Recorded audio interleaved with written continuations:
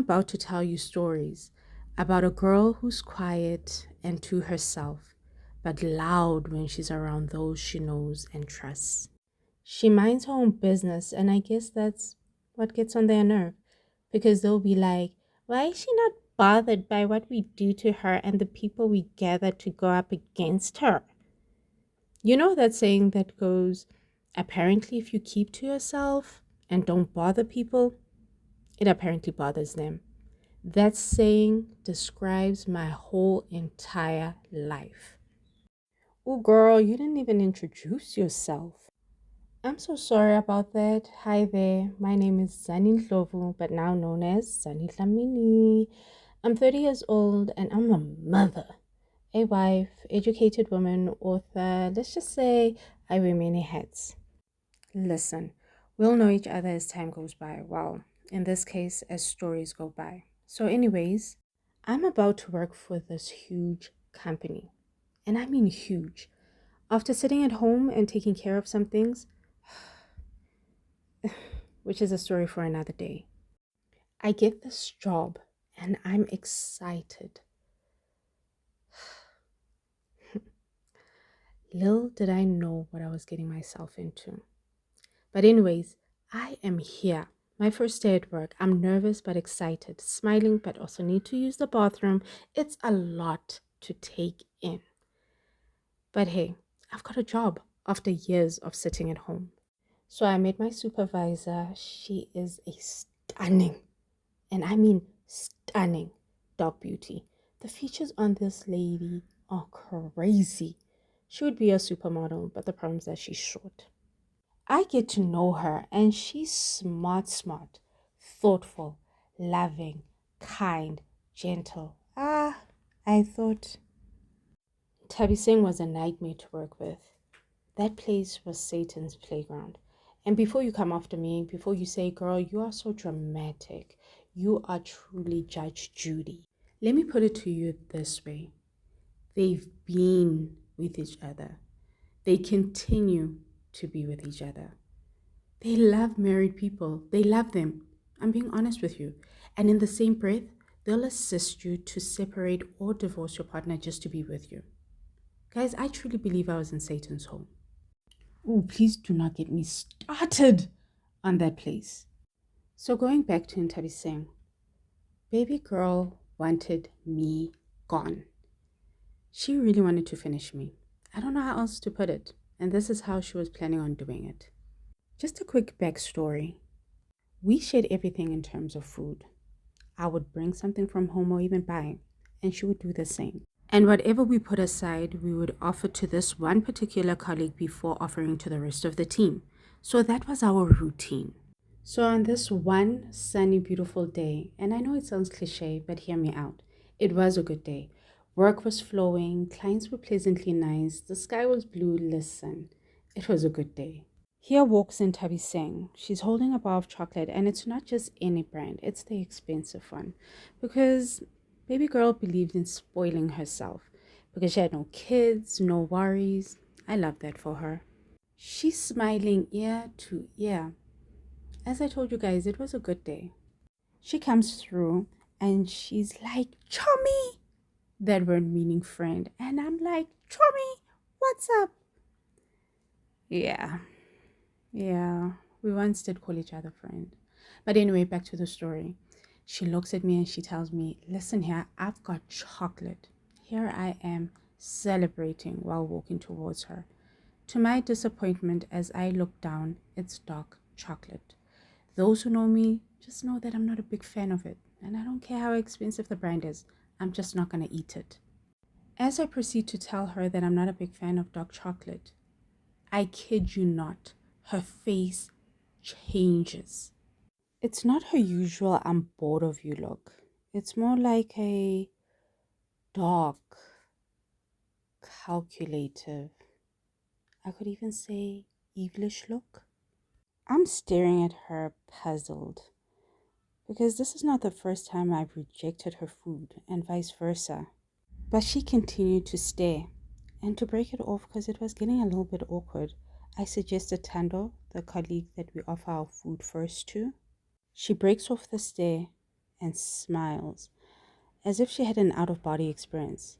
She answers, "Okay, I'll go and try her, and if not, I'll just put it in the fridge." I brush it off, never thinking about it again. It's hours later, and I'm heading into the kitchen, and then I see a trail of ants heading to the bin. I look into the bin, and there it is, the expensive chocolate melting. I'm thinking nothing of this, being honest with you. I'm just thinking maybe people don't like dark chocolate. Until I get home and I start discussing my day with my husband. I'm going on and on about my day, and I tell him about the chocolate incident, and he looks at me and he's like, "But my love, you don't even eat dark chocolate." And I'm like, "Exactly." And we laughed about it because he learned the hard way. I inform him that I found it in the bin, and as I'm about to proceed, he stops and he looks at me and he's like, "Baby, where did you find this chocolate that you're speaking of?" I'm like, "In the bin." And he's like, "And that is not alarming." I'm like, "No, maybe no one wants it. After all, it is dark chocolate." He chuckles, getting why I have an attitude about it. But then he goes on to say, "Okay, babe, I understand where you're coming from, but usually at the end of the day, knowing your workplace, you guys usually give to the people in need. So why was it not donated?" I stop eating immediately and I look at him and he looks at me and he's like, "My love, watch your back because this girl has been nothing but trouble." And where was the lie told? Because ever since I've met her, I've been trying to justify her actions. And I'm starting to realize she's really not a good person. There was even an incident of a cleaning lady who said to me, "Probably she bewitched you." So I laugh it off, being honest with you. And she grabs my hand and says, "Watch your back." That cleaning lady never speaks.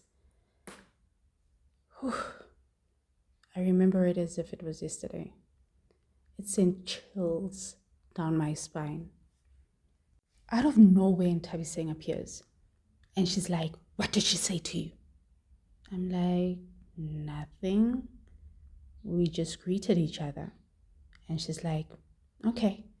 Because she's a weird one, that one. She continues and says, "Don't believe anything that comes out of her mouth. She's been labeled as a liar. And if I were you, I'd stay far away from her. She can't be trusted." I'm laying in bed, and all I can think about is what my husband and this lady said. It's the next day. I'm exhausted. I didn't sleep well. And I'm gathering my thoughts and strength to deal with her in this crazy place. And as I walk in, I hear a commotion in the kitchen. Standing there hysterical is our new cleaner. Why, you may be asking? Let's just say there were two cats next to the bin who are no longer with us. One of them being Sammy, and Sammy's the work cat. They leave the bathroom window open for her so that she may come eat and sleep there. So Sammy brought in a friend or a boyfriend. I'm not quite sure. I'm not into Sammy's business like that. To make matters worse, there was just dead ants everywhere. And it didn't help that the cleaning lady was superstitious. Baby girl packed up her bags and left. So they had to call back the other cleaning lady. And she comes through happy and ready to assist. And Nthabiseng was bored. I'm like, "It's so good to see you, girl." And she's like, "It's good to be seen and to be back." I'm like, "Ma'am, you're the one who served notice." She replies and says, "I was forced to." Then winks. And she doesn't wink at me. She winks at Nthabiseng. Long story short, that chocolate was meant for me. I served my notice and never looked back. Plus, things were just never the same between her and I. I distanced myself and wanted nothing to do with her. She felt and saw that. The craziest part was on my last day of work, where I overheard an intense but subtle argument between Nthabiseng and Balisa, the cleaning lady. Balisa looks at Nthabiseng and says, "It's a shame that I can't prove that you are behind those who are no longer with us." Nthabiseng at this point, she is quiet. But Balisa continues and says, "There's coming a time where you won't be able to switch off any camera, delete any footage, or bribe someone to assist you in hiding the evidence. This time, I'm not alone. I have people who believe me. Gone are the days you make me look like a liar or someone who's going crazy. You've made my life miserable, and I'm here to return the favor." She turns around, heading to where I'm standing. I pop out as if I heard nothing. Balisa looks at me and says, "You're one of one who has not left us early. Be sure to look after yourself and keep praying." I hug her and we say our goodbyes.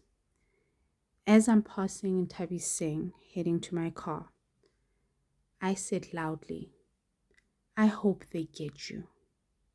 I learned so many lessons here, but the one lesson that always sticks out is that marriage bothers people.